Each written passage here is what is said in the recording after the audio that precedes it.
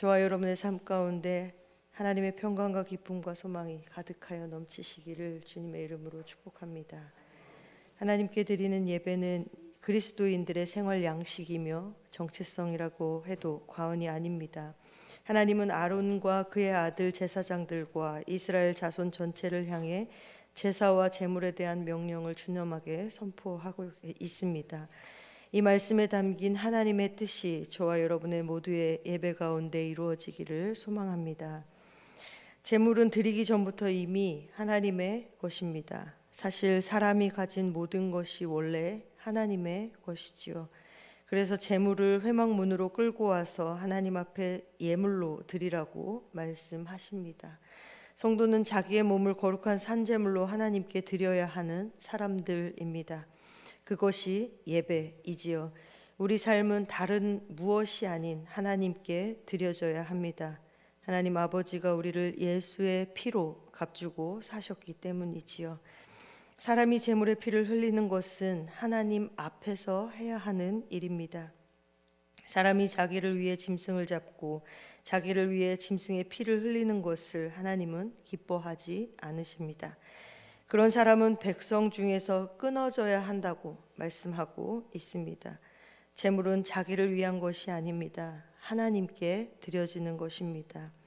사람이 자신을 위해 하나님을 섬길 수도 있고 하나님을 섬기며 자기를 하나님께 드릴 수도 있습니다. 겉으로는 비슷해 보이지만 사실은 전혀 다르지요. 우리 주 예수님은 스스로 제물이 되셔서 하나님 앞에서 우리의 죄값을 대신 치르고 죽으셨습니다. 우리가 하나님을 섬기는 기준은 오직 피 흘려 죽으신 주님의 십자가가 있어야 하는 것입니다. 우리는 주님의 십자가 앞으로 나아가야 합니다. 구약 이스라엘 자손이 들에서 잡던 그들의 제물을 회막문 여호와께로 끌고 갔던 것처럼 우리는 주님이 죽으신 그 십자가 앞으로 나아가야 합니다. 예배는 아무 데서나 자기의 필요를 따라 제물을 드리는 것이 아닙니다. 십자가 앞에서 주님을 위해 드리는 것이 예배이지요. 우리는 자기의 공로와 의가 아니라 주님을 향한 믿음으로 예배해야 합니다.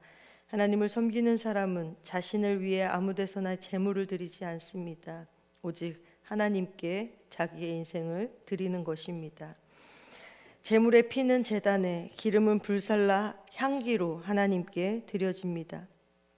누구를 기쁘시게 하는지가 이 제사의 핵심인 것이지요.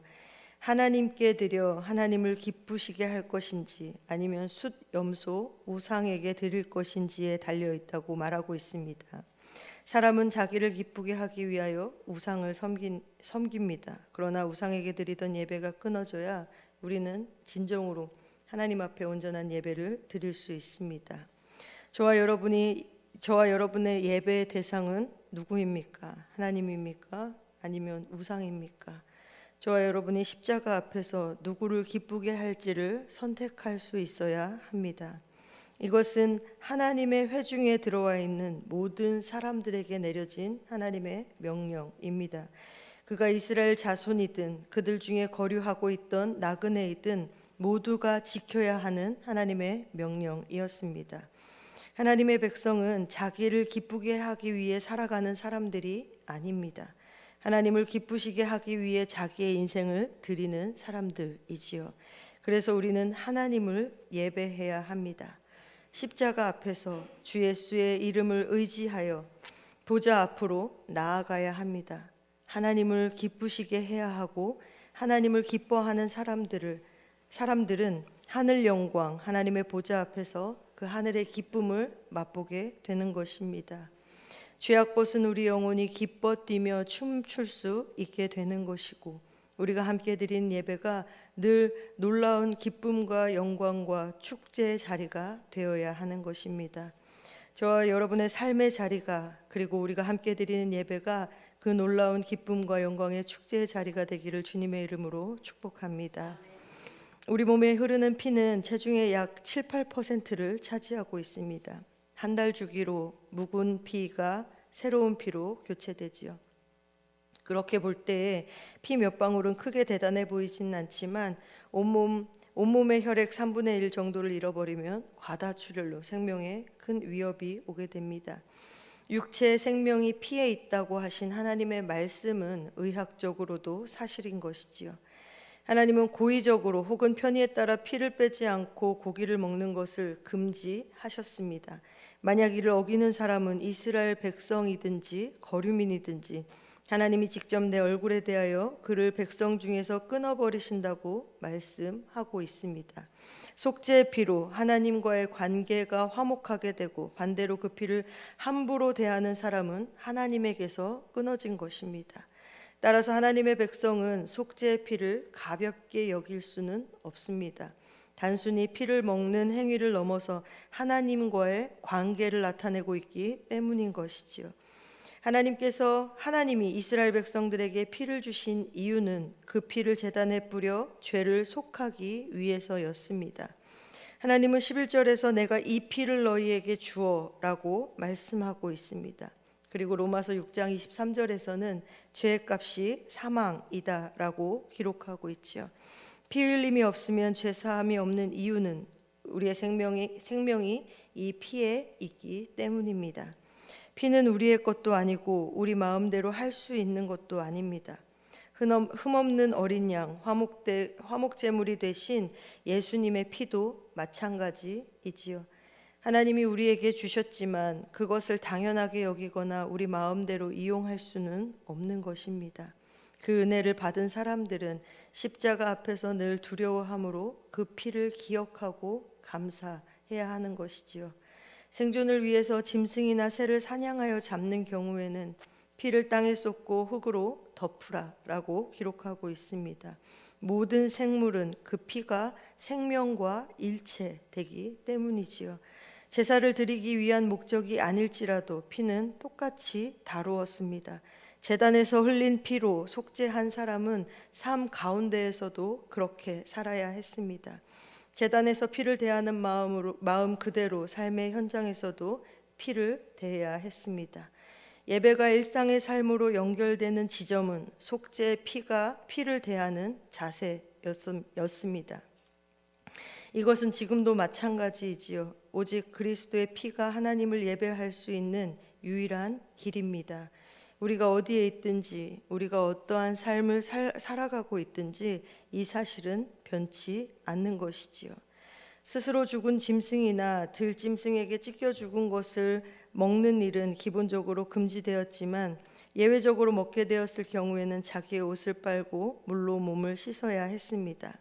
혈관에 있는 피는 뺄 수 있지만 근육이나 지방 사이의 피를 전부 뺄 수는 없습니다. 죽은 지 시간이 지나면 응고되기 때문이고 또 피를 빼는 것은 어렵기 때문입니다. 이 계명은 그런 경우에 당연하게 여기거나 부주의하게 먹지 말라는 의미를 가지고 있는 것입니다. 즉 피를 먹었는지 얼마나 먹었는지가 중요한 것이 아니라 이 말씀을 또 하나님을 어떻게 대했는지가 더 중요하다라는 사실입니다. 그 증거로 고의적으로 옷을 빨지도 않고 몸을 씻지도 않은 사람들은 그 죄의 값을 치러야 했습니다. 결국 이 말씀은, 이 계명은 십자가에서 흘리신 예수님의 피로 우리를 인도하고 있음을 알 수 있습니다. 우리가 주님의 피를 어떻게 생각하고 대했는지 지금 우리가 맺고 있는 하나님과의 관계를 그대로 보여주고 있는 것이지요. 교회에 있을 때나 세상에 있을 때나 늘 예수님의 피를 기억하실 수 있기를 바랍니다. 오직 그 피가 우리를 하나님 앞에 살리셨고 그 피가 우리를 하나님 앞에서 다시 살게 하실 줄로 믿습니다. 저와 여러분이 예수님의 피로 인도받은 그 십자가 앞에서 우리를 살리시고 또 살게 하실 그 십자가 앞에서 주 예수의 이름을 의지하여 보좌 앞으로 나아가 하나님을 기쁘시게 하는 삶을 살아가실 수 있기를 바랍니다. 또한 하늘의 영광과 기쁨을 누리며 기뻐 뛰며 춤추는 예배자가 되시기를 주님의 이름으로 축복합니다. 기도하겠습니다. 거룩하신 하나님, 예수님의 피로 값주고 사신 우리의 몸을 거룩한 산 제물로 하나님께 드리는 예배자로 서기를 소망합니다. 우리가 다른 무엇이 아닌 오직 하나님만을 섬기며 하나님께 드려지는 인생 될 수 있도록 인도하여 주옵소서. 하나님만을 예배하게 하시고 하나님을 기쁘시게 하는 인생이 되게 하여 주옵소서. 우리의 삶이 예수 그리스도의 피로 값주고 살고 있음을 기억하며 감사하게 하시고 십자가 앞으로 나아가 예배자의 삶을 살아갈 수 있도록 인도하여 주옵소서. 대학 진학과 취업을 앞둔 고3 수험생과 재수생들을 기억하여 주시고 선하신 하나님이 가장 좋은 방법으로 나의 삶을 인도하여 주심을 깨닫게 하시며 하나님이 주인 되심을 인정하고 오직 하나님만을 기쁘시게 하는 인생으로 살아갈 수 있도록 하나님 그 길을 인도하시고 열어주옵소서. 또한 여러 모양으로 고통 중에 신음하고 있는 성도들을 찾아가 주시고 만나 주시고 주님이 주시는 참된 위로를 경험하여 다시금 일어나 새 힘을 얻고 살아갈 수 있도록 주님 손 잡아 주옵소서. 이 시간 정성을 다하여 1,000번째 예물을 감사의 예물을 주님 앞에 올려 드립니다. 마음의 소원을 담아 드리는 귀한 예물을 하나님 기쁘게 받으시고 하늘의 영광과 기쁨을 누리며 기뻐 뛰며 춤추는 예배자의 삶으로 살아가게 하여 주옵소서. 감사드리며 예수님의 이름으로 기도합니다. 아멘.